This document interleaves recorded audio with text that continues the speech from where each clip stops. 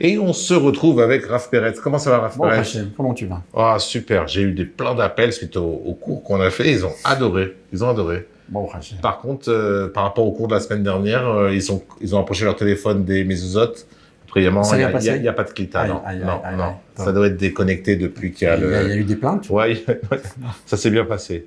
Top. Alors, aujourd'hui, on continue à parler de la prophétie. De quoi on va parler aujourd'hui? On va parler de la chose suivante, c'est la prière. On a parlé de la Torah, maintenant on parle de la Tfila. La prière, la tfila, magnifique. Ouais, la prière, et a priori, pour ceux qui la font 3 fois par jour, eh bien, je vais vous donner un scoop. Oui. C'est qu'à chaque fois qu'on arrive au niveau le plus haut de la prière, qui s'appelle la Hamida, le Shemona Israël, la prière centrale. Celle où on est debout. On est debout, comme ça on ne bouge pas, et on se concentre, on parle à voix basse, etc. Justement, parce que c'est personnel, c'est une discussion entre nous et Dieu.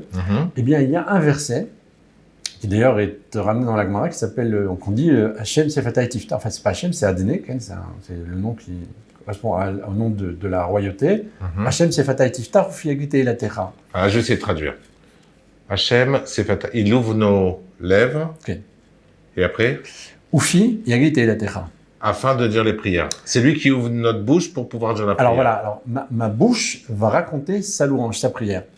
Mais alors, là où c'est intéressant, c'est que le mot yagid, donc raconter, cette louange-là, eh bien, il a son origine dans un texte dans la Torah qui est le suivant, qui est, on va dire, la prophétie, avec un grand L. Ok.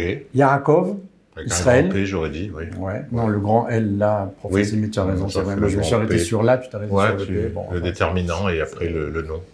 Ah, mais je suis toujours bloqué au début, moi. Ouais, c'est au bon. déterminant, c'est bien. Ok. C'est bien. Alors, donc, la prophétie avec un grand P. Oui. Parce que moi, je dis là. Bon, ok. Et alors, qu'est-ce qui s'est passé là-bas? C'est qu'il a rassemblé ses fils. Et il leur a dit, mais Yaakov, Ah, sympa. les 12 tribus, Ouais. ils sont tous là, il va quitter ce monde. Ouais. Il leur dit la chose suivante, écoutez bien, Écoutez, les rassemblez-vous, enfants. je vais vous raconter ce qui va se passer à la fin des temps. Ok, on écoute. Il va leur révéler la Géoula, quand, comment, où, pourquoi, il va tout leur dire. Bon, petit problème, c'est que techniquement, après, ça s'est voilé, parce que ses fils n'étaient pas prêts à recevoir, donc il a fini par dire autre chose, il les a bénis, des grandes brachot, Ouais. mais le message n'est pas passé. Comme- Mais, on a une information, c'est Easu Ve'agida lachem, rassemblez-vous, Ve'agida. Ce mot Ve'agida, je vais vous raconter, eh ben, c'est Oufi Yagid. C'est le même mot qui est employé là-bas. Et les sages, dans la Chassidoute, dans la Kabbalah, nous disent, eh bien, ce terme en hébreu de Agada, comme l'Agada de Pessah, Yagid, Ve'agida, eh bien, ça veut dire qu'on va commencer à prophétiser. C'est ce qu'il a fait, ce qu'il a voulu faire. Rassemblez-vous et je vais vous raconter ce qui va se passer à la fin. C'est the prophétie, tu ne peux pas plus que ça. Mais c'était The Yaakov aussi. Ok, mais on est tous Yaakov, parce qu'on est Israël. On est D'accord. ses fils. Donc, à chaque fois, 3 fois par jour, on dit « Oufi Yagit et la Terra et ma bouche va raconter ta louange ». Donc, le mot même de... Yagit veut dire prophétiser. Exact. Alors, en fait, je comprends, tu vas me dire « Mais attends, c'est marqué ». En réalité, ce qu'on nous dit ici, c'est que si on était suffisamment au niveau,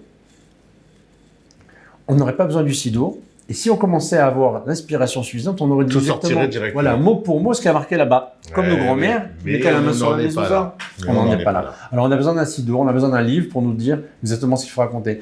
Parfois, avec l'inspiration, au milieu de la fila, on se lâche et Des fois, on se lâche. voilà, on monte et on commence à... Ouais, on monte des trucs. Voilà. Ok. Et ça arrive, Donc voilà, c'est la Comme Haggadah. quoi, tout est un problème de connexion. Toujours.